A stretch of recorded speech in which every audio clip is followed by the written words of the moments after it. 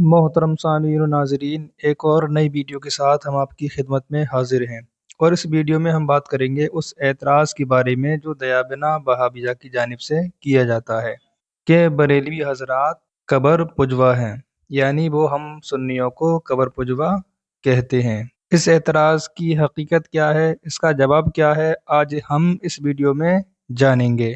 تو چلیے بلا تاخیر کے شروع کرتے ہیں۔ دیکھیے، سجدہ دو طرح کا ہوتا ہے۔ ایک ہوتا ہے سجدہ تعبدی، جیسا کہ ہم نماز میں اللہ رب العزت کے لیے کرتے ہیں، اور ایک ہوتا ہے سجدہ تعظیمی، جیسا کہ فرشتوں نے حضرت آدم علیہ السلام کے لیے کیا تھا، اور یہ پہلے کی شریعتوں میں جائز تھا، اور ہماری شریعت میں یعنی نبی کریم صلی اللہ تعالیٰ علیہ وسلم کی شریعت میں حرام ہے۔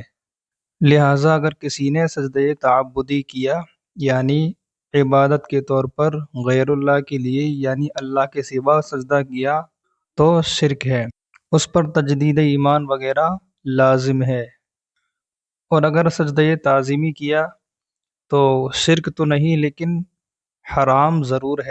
اب آپ نے اتنا جان لیا کہ سجدہ تعبدی اور سجدہ تعظیمی کسے کہتے ہیں، تو چلیے دیابنا وہابیہ کی جانب سے جو ہم پر اعتراض کیا جاتا ہے اس کے بارے میں جان لیتے ہیں۔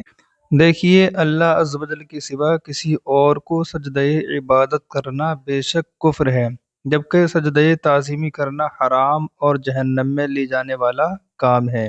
اعلیٰ حضرت علیہ الرحمہ فرماتے ہیں کہ بالفرض کبھی کوئی نادان مسلمان کسی مزار کو سجدہ کرتا نظر آئے تو اس کے سجدے کو سجدہ تعظیمی ہی پر محمول کریں گے، کیونکہ یہ بعید از قیاس ہے کہ کوئی جاہل سے جاہل مسلمان بھی عبادت کی نیت سے کسی بزرگ کے مزار کو سجدہ کرے۔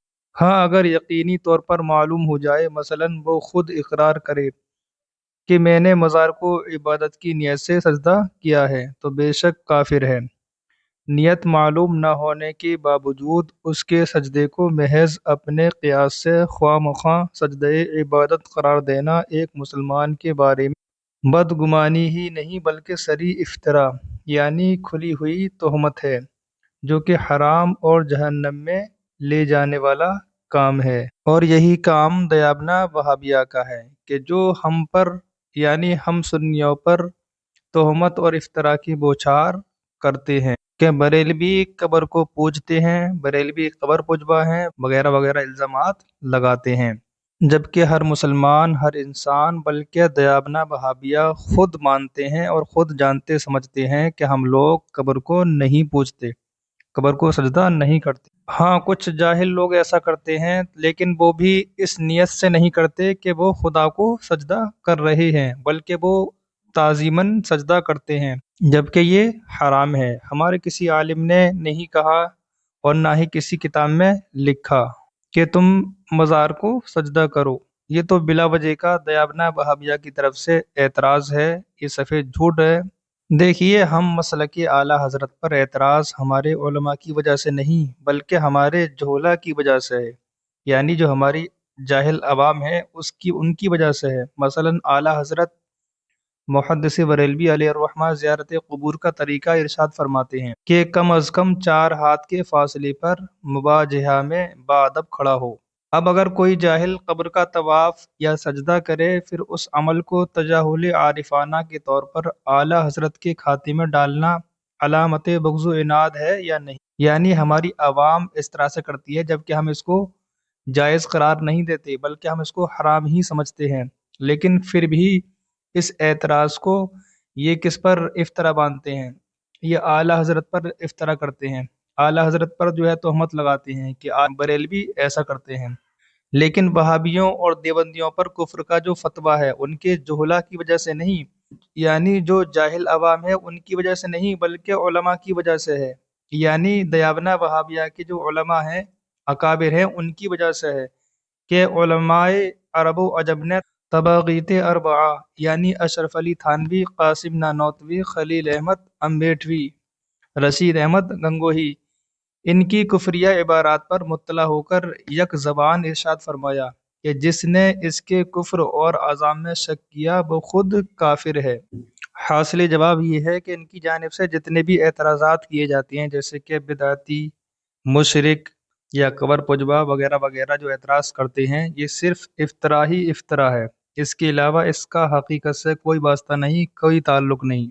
اگر یہ حقیقت ہوتا تو ان کی جانب سے کفر کا فتویٰ ضرور لگتا، جبکہ ایسا بالکل نہیں ہے۔ یعنی ان کے کسی عالم نے، ان کی طرف سے ان کے علماء نے ابھی تک کوئی بھی کفر کا فتویٰ نہیں لگایا۔ یعنی جو یہ کہتی ہیں یہ صرف افطرا ہے، یہ جھوٹ ہی جھوٹ ہے، اس کا حقیقت سے کوئی تعلق نہیں ہے، ورنہ تو کفر کا فتویٰ ضرور لگاتے۔ یہ ہم کو مشرک کہتے ہیں، تو مشرک کا مطلب کیا ہوتا ہے؟ مشرک کا مطلب یہ ہوتا ہے کہ وہ انسان اسلام سے خارج ہو گیا، یعنی اس نے اللہ کے ساتھ کسی دوسرے کو شریک ٹھہرایا، شریک ٹھہرانے والا مشرک ہے۔ لیکن یہ صرف بغض و عناد کے طور پر کہتے ہیں، ان کو کچھ نہیں ملتا تو اسی سے اپنا دل ٹھنڈا کر لیتے ہیں۔ وہی حساب ہے نا کہ کھسیانی بلی کھمبا نوچے، ان کا وہی حساب ہے۔ لیکن ان پر جو کفر کے فتوے لگے ہیں، جو کفر کا فتویٰ لگا ہے، وہ صرف اعلیٰ حضرت نے ہی نہیں لگایا، بلکہ عرب و عجم کے سینکڑوں علماء نے ان کے اوپر کفر کا فتویٰ لگایا ہے، اور لگانے کے بعد فرمایا کہ جو بھی ان کے کفر میں اور عذاب میں شک کرے وہ خود کافر ہے۔ اور اعلیٰ حضرت نے ان کی ساری قوم کو، پوری قوم کو کافر قرار نہیں دیا ہے، بلکہ صرف 4 عالموں کو کافر کہا ہے۔ اب ظاہر سی بات ہے، جو ان کو فالو کرے گا، جو ان کی ہاں میں ہاں ملائے گا، جو ان کے کفر میں اور عذاب میں شک کرے گا، تو ظاہر سی بات ہے وہ خود کافر ہو جائے گا۔ تو اسی بنا پر سارے دیابنا وہابیہ کافر و مرتد ہیں۔ آج لے ان کی پناہ، آج مدد مانگ ان سے، پھر نہ مانیں گے قیامت میں اگر مان گیا۔ امید ہے کہ بات سمجھ میں آ گئی ہوگی۔ اللہ تعالیٰ کی بارگاہ میں دعا ہے کہ اللہ تعالیٰ ہم تمام کو مسلک اعلیٰ حضرت پر مستقر فرمائے، گامزن فرمائے، اور دیابنا وہابیہ سے بہت دور رہنے کی توفیق رفیق عطا فرمائے۔ آج کی ویڈیو میں صرف اتنا ہی، پھر ملتے ہیں کسی نئی ویڈیو کے ساتھ۔ اللہ حافظ۔